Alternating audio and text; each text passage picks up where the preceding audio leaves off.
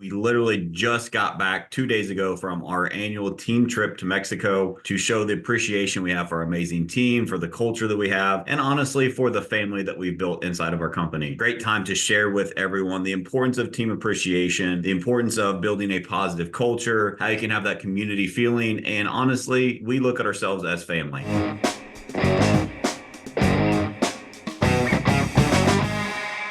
Welcome back to another episode of All or Nothing in Real Estate. I'm your host, Matt Smith, the founder of All or Nothing in Real Estate. A podcast is a movement to give back to this amazing industry that's given so much to me and my family. Guys, today I'm just going to get cut right to it. We have an amazing episode today. We literally just got back 2 days ago from our annual team trip to Mexico to show the appreciation we have for our amazing team, for the culture that we have, and honestly, for the family that we've built inside of our company. And so we just thought it would be a great time to share with everyone the importance of team appreciation, the importance of building a positive culture, how you can have that community feeling, and honestly, we look at ourselves as family. And so we're going to break that down for you guys today to maybe help give you some ideas on how you can do it, how you can build a better culture, how you can appreciate your team, and just the experiences we're able to have with our amazing MSRG family. So without further ado, we have a couple of members of our leadership team here to share their experiences as well. We have Jenna Swift. Jenna, welcome. Thanks. Hi. What a great intro. Thanks. And then we have Lauren Pimentel as well. Lauren, thanks for coming. Thanks for having me. Looking forward to another great conversation with some of my favorite people. So speaking of favorite people, what do you guys think of our annual trip to Mexico this time? It was unbelievable. Like, so much fun. The memories, the laughter, all of it was so much fun. Yeah, same. I luckily did not leave Mexico with a hangover, but I left with very sore cheeks, very sore abs from laughing the entire time and dancing. Yeah, I'll say my legs were sore. I danced for like 3 hours straight. I love it. Yeah. Yeah, there was a time we were all sitting in the pool, just hanging out, looking at the ocean and hanging out. And like, I literally my eyes hurt and my cheeks hurt from laughing and smiling so much. Like, it was just such a good time. Mm-hmm. I remember there was a moment, it was the last night we were all in a big circle by where the band was playing and everything. And there were a couple times just looking at how we had 33 people go this 33. time. Yeah, 33. And looking at all of them, like there were a couple times I started getting a little teary-eyed, seeing everyone together, just laughing, having fun, like the whole team together. It was a really awesome experience. I love it. It's I totally agree. There's multiple times where I had that, just sitting back and just observing. For those of you who don't know, like I don't drink anymore. I stopped drinking a year and a half ago or so. Just a personal decision I have big goals, and it was not going to help me get there. So just a decision I made. And so these trips are different for me now than they used to be. And it's just really, really cool to sit back and just look back and be able to see the people on this team that have helped us accomplish these amazing things, just having the time of their lives. Just the experiences and the memories we're able to create for our company and for our family that we've built here is just that's my favorite part of this trip for sure. Yeah, with going back to the friend circle, I don't know where I read it, but it talked about how the people that are in your life, and you have your parents, like they're given to you by God, and you have your siblings, but like your spouse and your coworkers, they choose to be with you. They choose to hang out with each other and to be at the resort, and for everyone just to love each other so much and choose to be surrounded by each other day in and day out for a good portion of their day, I think is super incredible. I think it speaks volumes about the type of people that we work with, and they're just good, genuine, caring, fun people. Love it. Yeah, there were a couple times. Oh, sorry. So there was a couple times I was talking with my in-laws. Once we got back, we stayed the night with them, and they were asking all sorts of questions. I think anytime I talk about Mexico and how our team goes, all we get are questions like, "That's so cool! I can't believe you guys do that." And my in-laws were like, "So like, did you guys like hang out together? Was there anyone who just kind of did their own thing?" And I'm like, honestly, we all just hung out together. Like, I mean, we wasn't all 33 of us together at all times, but like there was very rare that someone was just on their own. Like we all were buddied up and hanging out and having fun.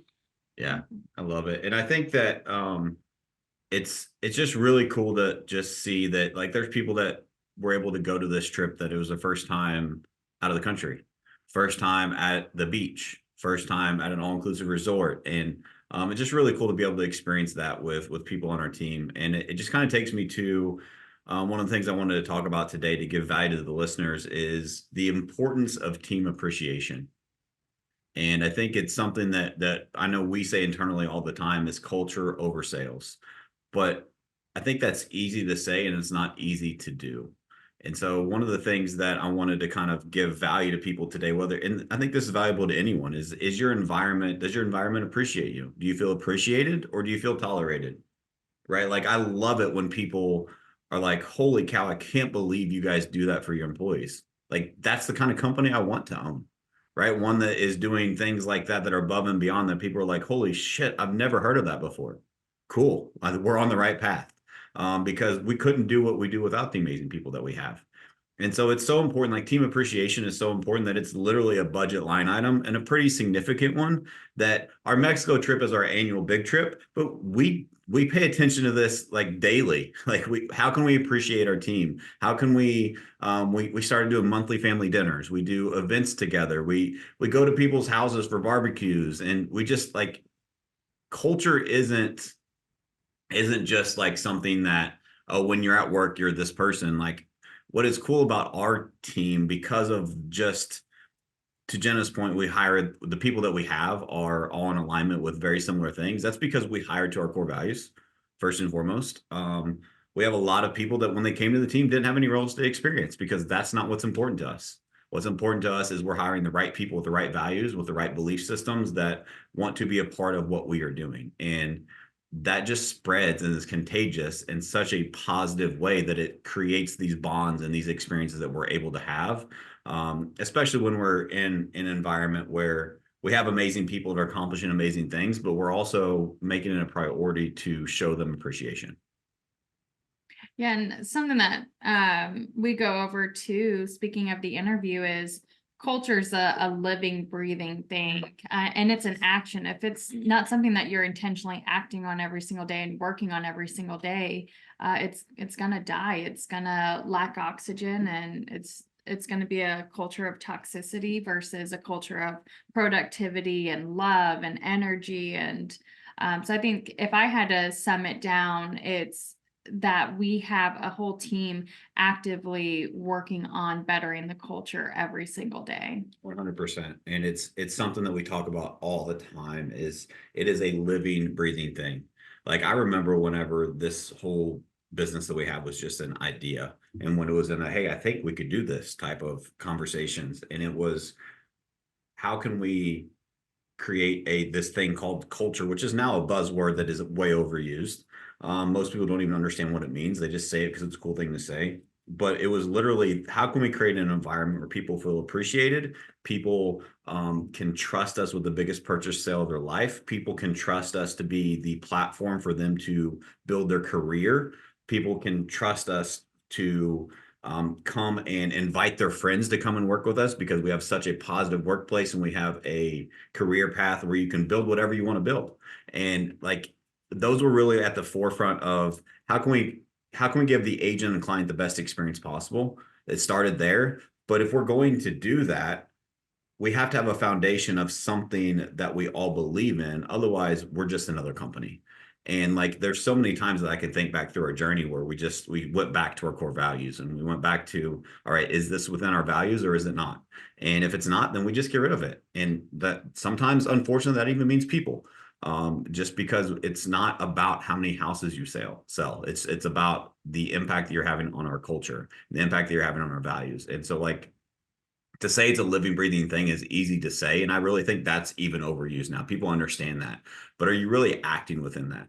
Like, and are you as an individual and the environment that you're in, do you really feel like everyone has a paddle and is paddling the boat in the same direction?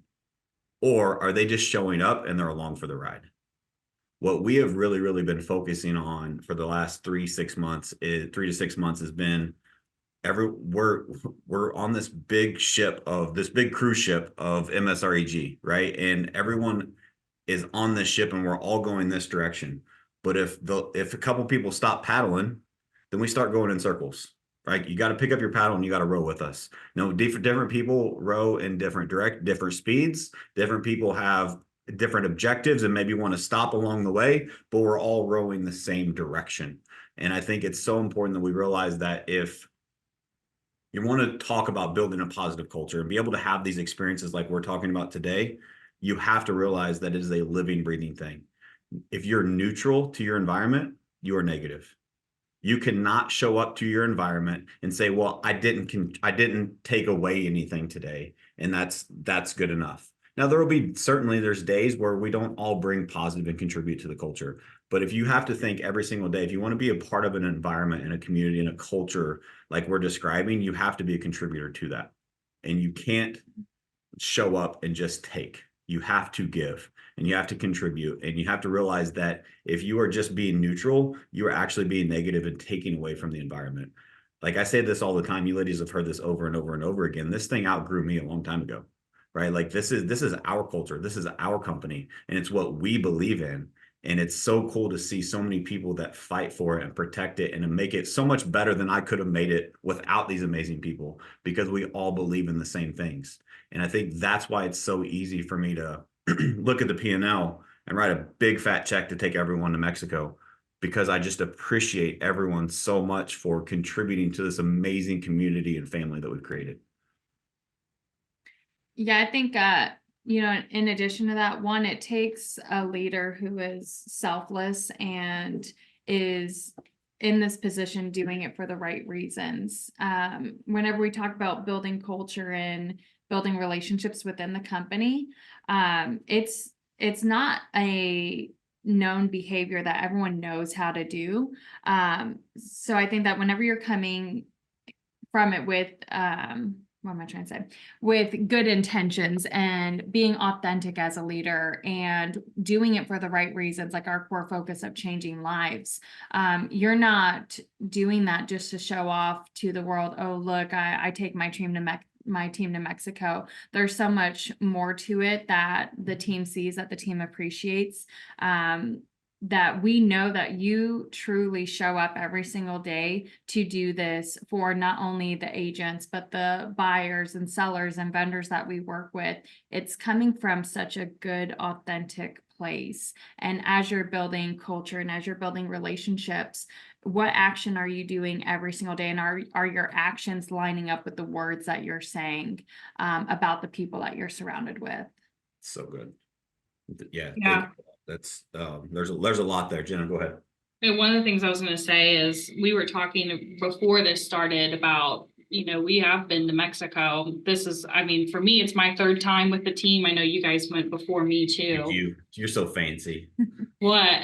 This is my third time. No big deal. This is my third time, but but no, like this is my third time with Mexico with the team, and we were talking about what made this trip so different, like because we've been before and we've had big groups, and the thing we kept coming back to is our culture. Like we have, as leaders, and what Lauren is kind of saying too is it has to be the biggest, utmost priority in your organization to have that culture before anything. One of the things I respected about the team when I first came in is the demonstration of it. We're not just talking the talk, we're walking the walk. And so there was a point when we actually ended up letting go of, or parting ways, however you want to say it, with one of our top producers because they were not in alignment with our culture. And that was something that's really stood out to me because I'm looking at this organization. We're a sales organization. Sales are important, to pay the bills and stuff. But the fact that our culture is such a priority, we protect it at such a high cost that we're willing to take those risks and to take those things because at the end of the day, our culture is the absolute everything. If we don't have culture, there's times Matt said, like, the minute we don't have culture's no longer the priority here, I'm locking up the doors and leaving. Like because that's how important it is to us. Well, you paraphrase there. What Matt really says is, as soon as culture isn't first anymore, I'll burn the fucking place down, because that's how I'm doing it.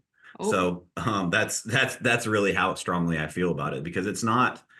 And I appreciate the kind words that both of you said. It's truly isn't about it's not about the money. It's not about the numbers. It's not about the pat on the backs. It's about the people. And like, I would not be who I am today without amazing people in my life. And I know that I would not be able on the success journey that I'm on without amazing mentors in my life. We would have not accomplished what we've been able to accomplish and help the amount of people we've been able to help without amazing people in this team. And I'm just trying to do my part and give back for other people to lay that foundation so they can achieve what they want to achieve. And it's like, that's my focus. And so I think that, Jenna, as you were talking, like, yes, we've made decisions that weren't the best quote unquote business decisions, but it wasn't a hard decision. Mm-hmm. Meaning that some of our top revenue earners are no longer with us, and it was the company's decision. And it was because culture has to be first. And if culture isn't first, then it's not worth it to me. It just isn't. I'll go find something else to do. I'm doing this for the people. And if the people don't appreciate it and they don't want to give back to it, they don't want to contribute to it, then we're not a good fit for them anymore. What we are doing here is way bigger than just selling houses. That happens to be our primary source of income, right? Is we're selling real estate, but we're so much more than that. And I think, like, if you're a leader listening to this and you're thinking, well, how can you let go of your top producer? Well, I've done it twice in our journey, meeting in very, very high performers. But the point being is that it's not a tough decision if you're really, really clear on your mission and your values. And I think that at this point I don't even know how many people we have on the team, 60-ish people in our organization that trust and rely on me to come for a place to work, to provide for their families. And I think, am I going to let one person get in the way of protecting everyone else? And it's an easy decision. Like, I'm either going to let 59 people down to keep one person happy that doesn't align with my values, or, you know what, we're no longer in alignment. I appreciate you. I love you, but you'll be better served somewhere else because you're not on the same mission as us anymore. And I think when you just think of, like, I'm protecting the whole of everyone that trusts me to support like, it's a privilege to wake up you've heard the saying, pressure is a privilege. It is a privilege to wake up every single morning saying, holy shit, I got to wake up and I got to perform because there's 60 people and their families relying on me to perform today. When you realize that, and you have the heart that I have for helping people, those decisions are easy. And I think that's why we have the culture that we have, is because we all are in alignment with those decisions. They suck. Don't get me wrong, it's not easy. But it's very, very simple. Something I want to add to that too is something so amazing about our culture is that we have a culture of facilitating an environment for anyone to be a top producer. And so these top producers are, yes, they had great work ethic, but they were also a top producer because of the environment and the culture that we had. And just from being on the team, the amount of time I have, when those top producers leave, they don't put up the same numbers that they did whenever they were on the team. And so if you're thinking, I can't let go of a top producer, is your environment facilitating? Is it facilitating the environment for you to produce top producers and support top producers and help people achieve their dreams and their goals? That's so good. And I think that it's so cool to hear your guys' perspective, to see how, like, you guys are seeing in real time me processing and experiencing the vision that I cast at the beginning of this. We're all rowing in the same direction, right? Like, everything that Lauren just said is 100% what this environment is for. But I didn't tell her to say that. She's just experienced it and realized that and observed it from her own standpoint, that she knows that we are here to be the environment for anyone to accomplish whatever they want to accomplish. And it's up to them to accomplish it. And she's seen it over and over and over again. Her own story. She's seen Jenna's story. She's seen so many other agents' stories that come here And because of our environment, because we protect our environment and our culture first, they achieve amazing things for them and their family. I mean, just some of the accolades that come to mind are, we had an agent that he was in real estate for 2 years prior to joining our team, came to our team and doubled his income the first year and doubled again the next year. That's 4x your income in 2 years while you're already been in real estate. We've had people be able to buy their first cars. We've had people buy their first homes, people buy investment homes, people, Jenna's story, go from receptionist to running the marketing department in, I don't know, record time. I don't know what the time was, but That was fast. Yeah, super fast. And it's just because if you have the right environment and the people will see the opportunity, then they will seize the opportunity. It's just my responsibility and all of our responsibility to protect the environment that everyone is benefiting from. And we have to protect the environment and the culture first. So one of the things that I've always viewed, and hopefully this doesn't go down a Jenna rabbit hole. If it does, please stop. But I view our culture, and I think this actually is from the Bible somewhere, but it's as a vine. And so we're talking a lot about like people, and sometimes you have to lose people to protect the vine. And so what I mean by that, like if you have done gardening or something, you have this plant that's flourishing and growing, but sometimes to keep that plant healthy and alive, you have to prune, you have to cut, and it hurts the plant, maybe a little bit, but in the long run, it's going to flourish even more. And so we're talking about, sometimes that looks like people, cutting people that don't contribute to the vine. Did you just say cutting looks like cutting people? Cutting people. But it also looks like other things, like being able to identify when there's negativity, being able to identify, it doesn't even have to be anything crazy like that. It can be things like, this person's going through a really tough time, and I think they've kind of lost sight of the mission. Let's talk with them and mentor them and coach them and bring them back into that mission. But it's being so in tune with that vine and knowing when, okay, it needs to be pruned, it needs to be watered, it needs some extra sunlight. That's how I've always viewed our culture. As when Matt says living, breathing thing, that's what I picture in my brain, is this massive flourishing plant vine thing. Jenna, I'm not a gardener, but I love that analogy. I think we should start referring to our culture as a love fern, and we can't let it die. All right, now we're officially down a rabbit hole.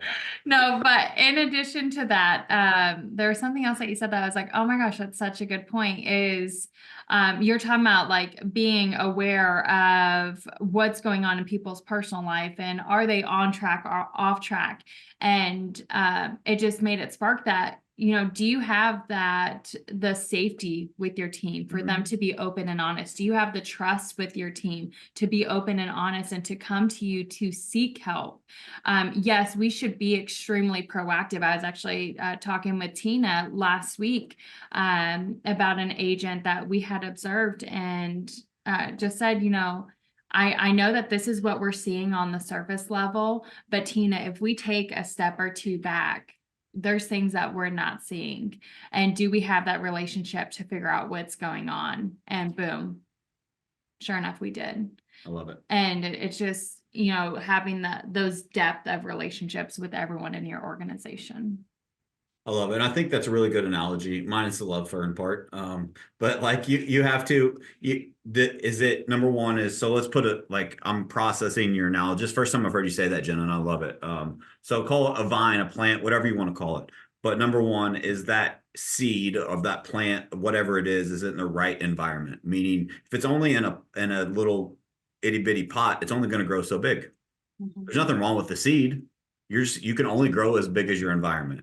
And what I think, going back to team appreciation, culture, community, the family that we have, is it is my responsibility, first and foremost, to allow enough room for all the seeds to grow. Right. And so we have to protect the environment first. And so if we just keep people in a little pot, they can only grow so big. And that's just not what we're about. In addition to that, sometimes you have to prune the plant. Sometimes it just needs water, or sometimes it just needs sunlight, right? And so like, I love that analogy, and we're going to use that again. I appreciate you sharing that, because there's so many things that we can tell stories along that. Because I think when we say a living, breathing thing, it's really hard for people to understand what that means. But like you said, sometimes you have to, I don't know what it's called, but like you have to prune it or whatever it's called with the plant, right? You have to cut the dead branches off or cut the parts off that aren't, yeah. But like, so it doesn't always mean that you have to get rid of people. Sometimes that pruning looks like having a tough conversation with someone that's struggling. Sometimes that looks like, you know what, we just need a reset button. And we need to get back to, like, I'll just share one of the favorite sales meetings that we have is I call them a fuck the numbers meeting, right? Like, you know what? We need to revisit our culture. We need to revisit everything that we stand for. And we're going to surprise everyone. And we're going to go off script of a team meeting or a sales meeting. We're not going to talk about numbers. We're going to talk about what's most important. We're going to talk about culture. We're going to talk about what everyone's feeling right now in a safe environment. We're just going to air it out and we're going to figure out what the problems are so we can work on it together. And like some of those meetings are some of the, like, I think back to our state of the company meeting that we had and the gratitudes exercise that we did at the end of that. Like, I don't think I'll ever forget that. Like it went on, it was like we were down to like our last 5 or 10 minutes of the state of the company. We went an hour on just gratitudes, just going around the room, everyone sharing what they're grateful for. There was tears, there was laughter, there was life-changing stories. And that's why it's so important to appreciate your team. And that's why it's so important, Lauren mentioned it, to have trust and safety in your environment so that people trust enough to, if we didn't have trust and safety, people wouldn't feel comfortable being vulnerable, sharing some of the life-changing stories that they shared at State of the Company, as an example. And it's because we always put culture first. And I think there's so much I can unpack on that to go another level deeper of that, like thinking about someone that is sharing one of those vulnerable moments. They're not sharing that for them. They care enough about this environment that they're going to be uncomfortable and share an uncomfortable story because they care about everyone else and they want someone else to learn that lesson and hear their story so they can be inspired to have their own story. Like when you really think about how powerful that is, like there's a reason that our core focus is changing lives, is because we see it every single day with the amazing people that we have in this organization. So all that being said, that's why we have team appreciation as a budget line item. And that's why we make it a priority. And that's why we focus on it. And our big blowout every single year, they have to earn the way there. For those that are wondering, well, how do you afford that? They earn the way there. But if they earn the right to go to our team event. And typically the team picks where we go, but they always choose Mexico, an all-inclusive resort. They love the beach. That's where if you look at our social media, you'll see the posts, you'll see the pictures. It was an amazing resort, an amazing time with amazing people. And yeah, just want to do a podcast to kind of share that. What do you guys have to add? I think it'd also be great to talk to give a couple tacticals on how do we go about building safety and trust and relationships with people. Especially in real estate, you could work every single day, 24/7 in a week. But you have to time block building culture and working on your culture in your organization. So I think it'd be great to share maybe 1 or 2 things that each of us do to build relationships and work on culture. One of the things, a couple things that I'll do, we do check-ins and one-on-ones, random, planned, and also just kind of all over the place with the marketing department and then operations when I was there too. And that would just look like phone calls sometimes. Sometimes it would be in person, talking about their life, seeing how things are going. I try to do my best to keep because I don't always have the best memory. So I'll write down little things of like, okay, you know, this person's going through this person's going through that. So when I have that conversation, I have something to look back on and I can ask those really intentional questions. I don't have to rely on my memory all the time to see how things are going and to be intentional with them. And then another thing that I personally love to do, I love social media and writing and all of that fun stuff. And so I try to do some random little spotlights on people within our team and both on our business page and on my personal page, just taking time to highlight them and give them a shout out for just being who they are. And maybe they accomplished something at work. Maybe they're just a great person and that's all we're shouting out. And that's totally fine. So that's usually the ways that I try to build those relationships. Love that. Yeah, and you're great with words and your shout outs. I know for me, I love our wins chat that we have internally, and always working on building momentum within that. So where are people winning, not only in their professional life, but in their personal life too, whether you're an agent, whether you're in operations, we love winning together. I know for me, I love doing handwritten notes to people. I love just taking time to, I usually make my phone calls whenever I'm driving, but I'll make notes similar to you, Jenna, of what's something big that's going on in their life. Do they have surgery coming up, or do they have any prayer requests that I can help with? How are their kids? I love kids. If I could have had 20 kids, I would have.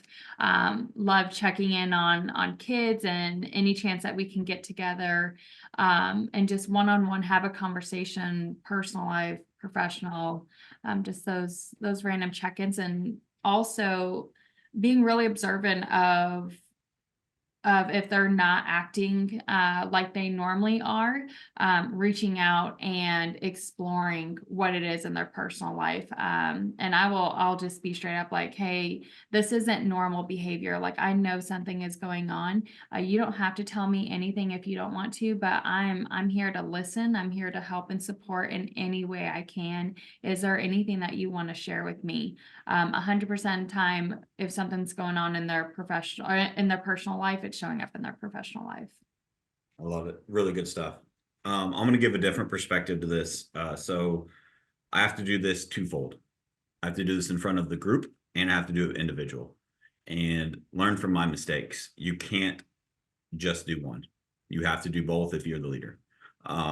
So I used to think, well, I've grown my leadership skills. I've learned how to have these communications. I can just do this in front of the group and let Lauren and Jenna and other leaders do the individual stuff. It doesn't work that way. So let's unpack it. For if you're a team leader, you have to facilitate trust and safety in front of the entire group, but you also have to be able to do it in a personal relationship, one-on-one situation. And so you have to have both elements. And so how do you do that in front of a group? I think you model and demonstrate vulnerability, humility in front of the team. And you show them that you care by sharing stories of other people that are winning, share struggles that you have yourself, and just highlight people that are doing things that you appreciate and that you expect in front of the group. And that goes a long, long way for an environment. So let's say that someone is going through something, and they're in a downfall and they're struggling, and I know that on a personal level, and then they come out of that through that struggle, and they start winning. It doesn't have to be a big win. It can just be a little win, and we acknowledge that in front of the group. That shows other people that behavior is what gets rewarded. I think a lot of times, and I struggle with this still, but I think a lot of times leaders are good at finding gaps and things that people can do better. But one of the things we focused on as a leadership team is finding, we call them gotchas, right? Like, I think leaders are managers, probably is a better word, are good at finding gotchas, things you can do better. What we are focused on is finding gotchas of things that they are doing that is great, and recognizing and rewarding those. And when you're able to do that consistently, I think that really, really helps positive momentum in an organization. People are motivated by different things. They're motivated by fear, or they're motivated by, so like, do you want people to do what you ask of them because they're scared they're going to get in trouble? Or do you want them to do it because that's what they want to do for themselves and their family? Like, there's two different ways you can go. And I think we all know which path is the right path. We just struggle with how to get there. And it's just a slow journey. It takes a lot of time to do that, but you have to start doing that and facilitate that in front of a group. And then second is, you can't not have those individual relationships. You have to make sure that you make time for those individual relationships. You can't delegate relationships. It's impossible. So you have to make sure that you still stay connected with your people. Of course, use your mid-level leadership and use other people to help with that. Use their peers for part of that, but you still have to be in the know, and they still have to know that you're present, that you care. And it's really, really important that you don't get too far disconnected. A great book that I wrote down that has really helped Our organization with this is called Well Done.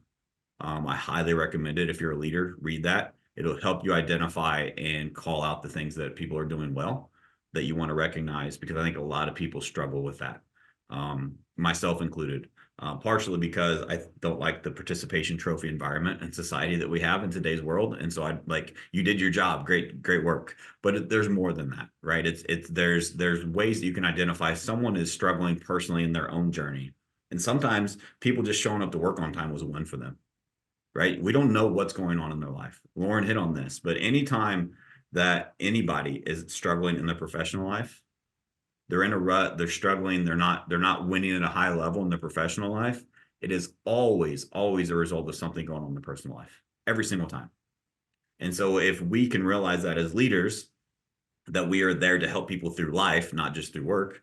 And again, if you're aligned with people with similar values, you realize that values aren't something that you can say and put on a wall at work. It's what you actually, how you live your life.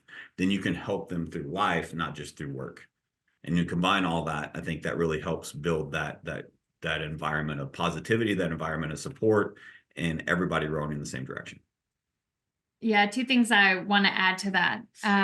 One, that Well Done book is phenomenal. And it's not something that you should just read once and throw back on your shelf. Definitely read it a couple times.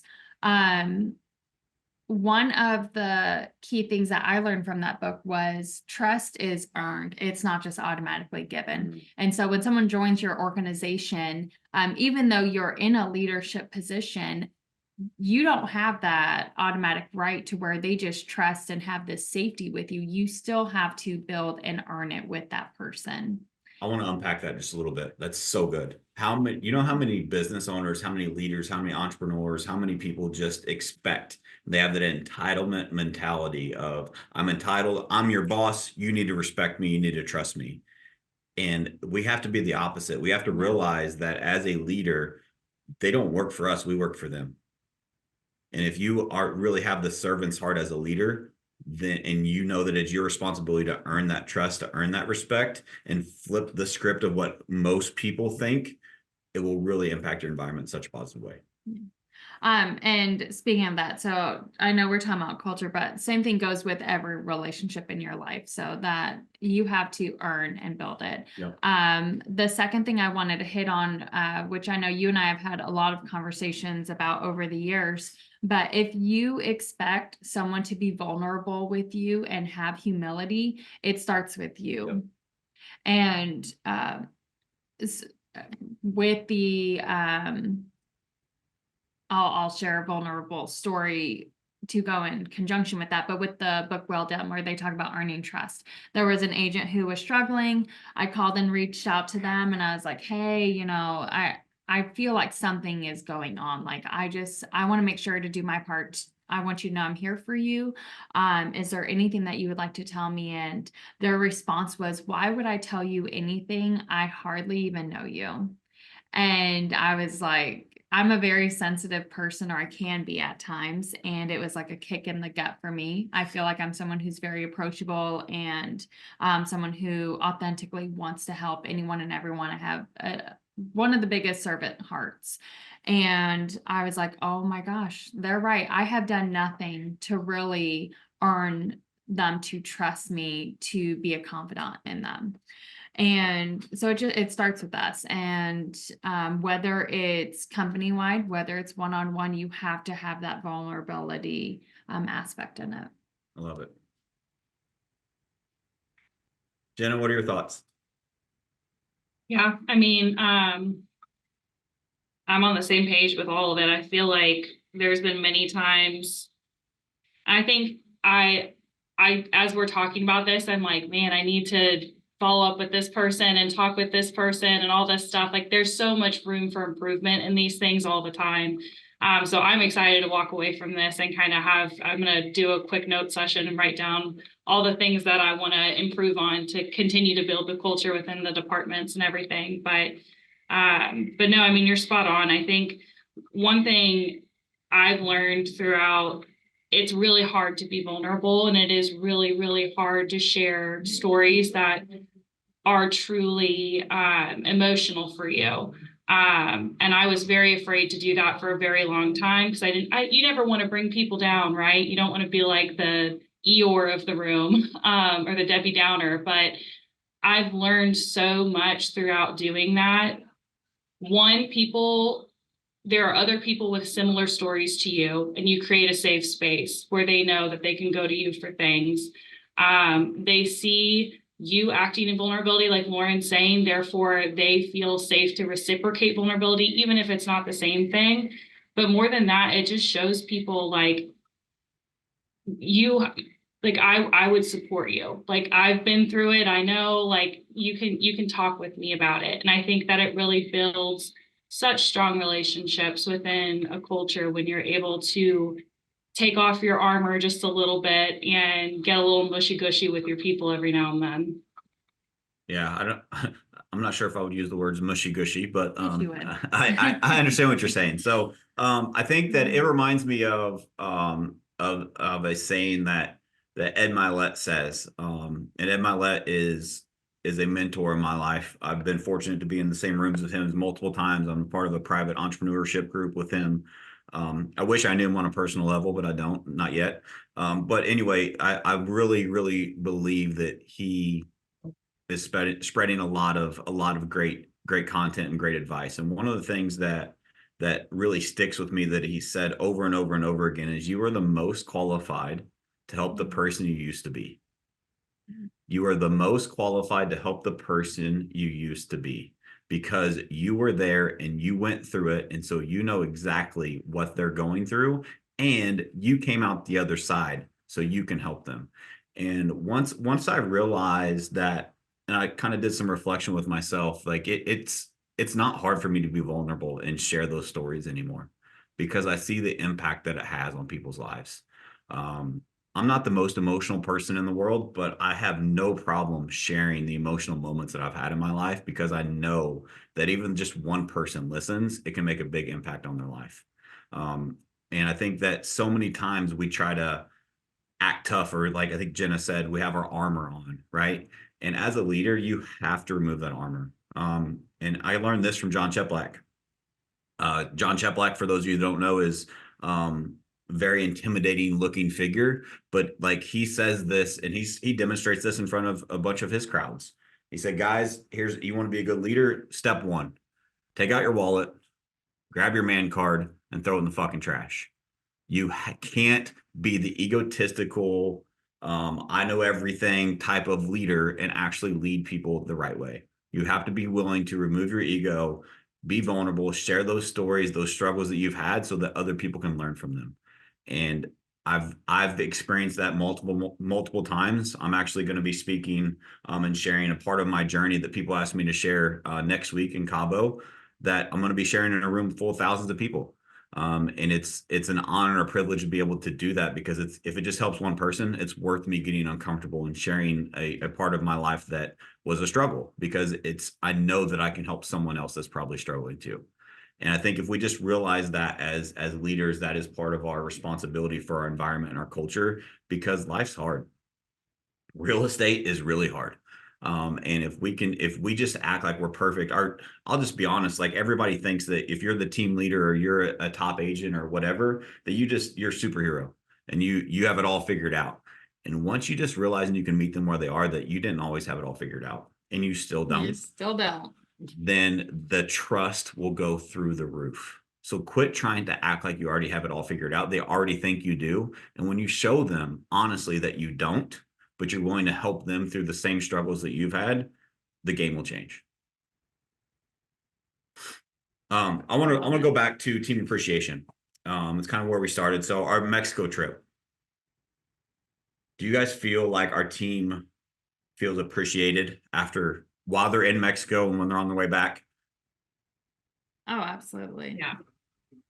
What do you think the story is going to be for the next 30 days with all of their friends and families that see their social media post and see that they got to go to Mexico for the first time and see these amazing pictures of the sunrise and all the amazing things that we experienced at the Mexico trip?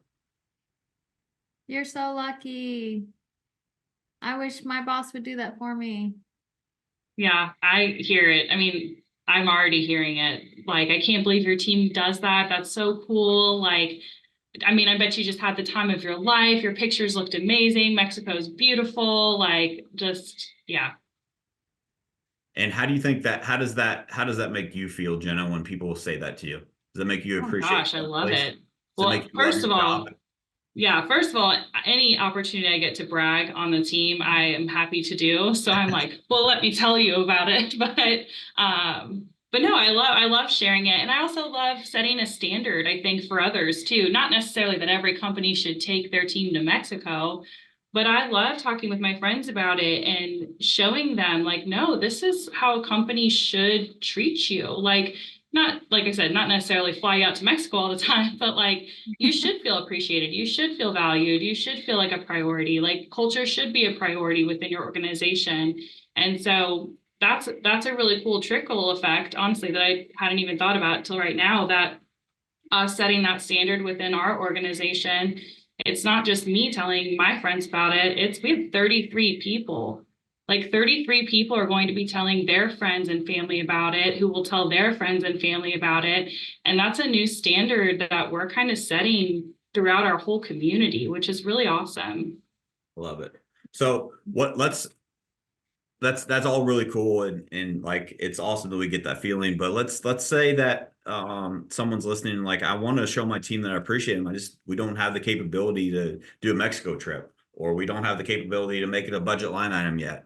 What are some ways that you ladies have seen us show appreciation? Either you've experienced feeling appreciated, or you've been on the leadership side and seen us show appreciation to the team that maybe doesn't even require any money.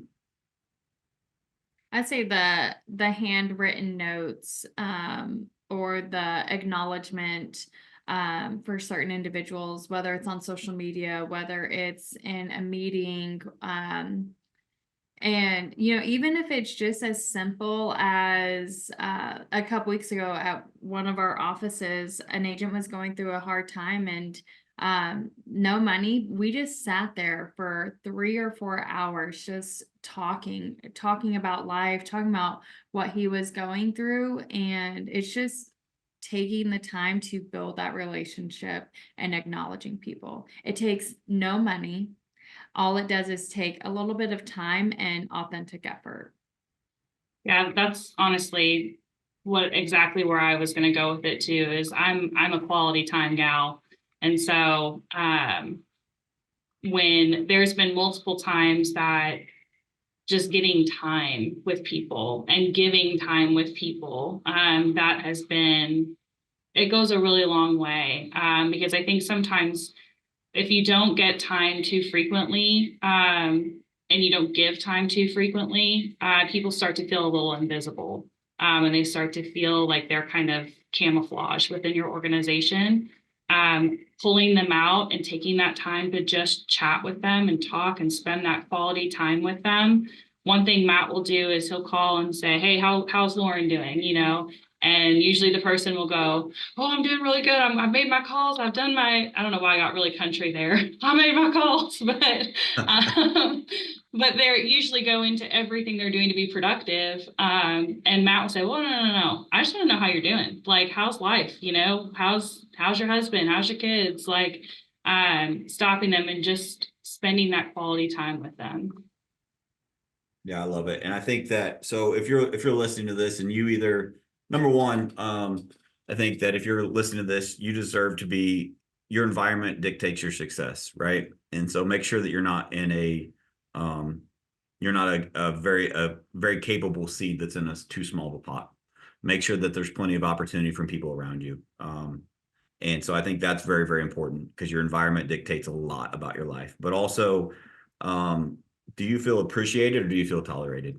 And I think that there's two parts to that, right? Like, don't take that too far. If you're one of those egotistical salespeople, like, appreciated doesn't mean you get 150% of your commission split. That's not what I'm saying at all, right? So don't take that the wrong way.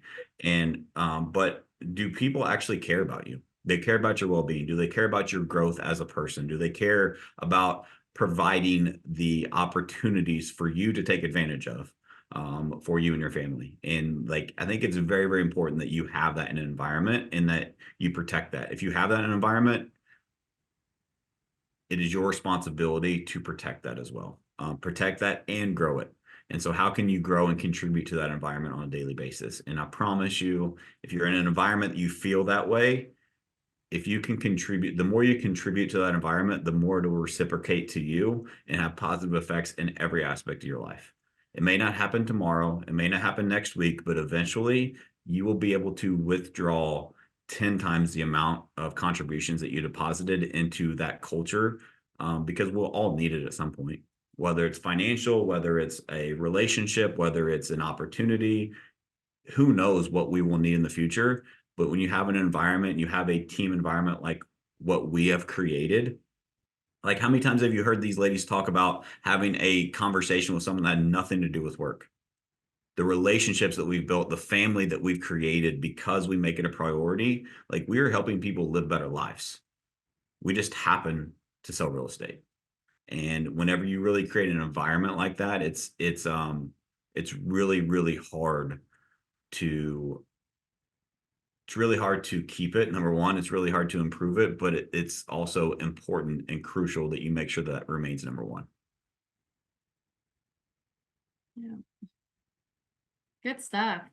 Cool. All right, we're out of time here, so let's wrap it up. We're already over. Any final words, ladies? No, I was just laughing because we said it was going to be a short, sweet, simple podcast, and it's so good. Like, it's all really good conversation, really good points. So yeah, I'm excited to just see the trickle effect, and I hope that everyone who's listening hears just the possibility of how achievable and how attainable that positive, intentional culture is. You don't have to do this big extravagant Mexico trip, even though it's super dope if you want to. But you don't have to do that. It's so achievable to have that within your organization. Like, I mean, I'll just a little bit of reflection. I had so many people in Mexico talk like shit, like come up and say thank you, and all that's amazing, right? But I think what's even more amazing is to hear people say, I can't think of anyone else I'd rather be on this trip with than our MSREG family, right? Like, that's the kind of relationships that we've created because we protect the culture, because we help each other, we look out for each other's best interests. And like, that is possible in your environment too, if you put culture first. And just a quick plug, as a coach to some of the top teams throughout the country, like, this is a big needle mover for a lot of people, is how quickly can you grow your leadership skills, because that is the cap on your business. Guess what part of being the leader is? To create, protect, and improve the culture on a daily basis. And how do you recreate yourself and recreate that through other people? And like, I think you guys will agree that these two wonderful ladies on this podcast today, sharing their perspectives, are replicating the importance of culture that I have instilled into this environment, that they are now taking the ball and running with it. And then the people that they are leading are taking it and running with it. And like I said, this thing outgrew me a long time ago. And it's because we have amazing people like these ladies that understand the importance of it. And so I'll just put that there. If you want to have a conversation about that with me privately, hit me up, let me know. And I'm happy to help people. This is something I'm extremely passionate about. So I would love to talk with you about it. But anyway, ladies, thank you so much. Jenna, Lauren, thank you guys so much for your time. I appreciate it. I appreciate you ladies, all that you contribute to this amazing organization. And I know that you shared some value and some insights to some of our listeners today. So I appreciate you for that. And guys, thank you so much for listening. As always, this podcast is growing like crazy. So I appreciate you guys sharing the episodes. Don't stop. We are on a mission to give back to this amazing industry. So if you got value from this episode, share it with a friend, share it on social media. Let's give back to people that I want people to know from this episode that they deserve a better workplace. They deserve to feel appreciated. They deserve a culture. They deserve a community that feels like a family. So, guys, thank you so much for listening. We'll catch you next time.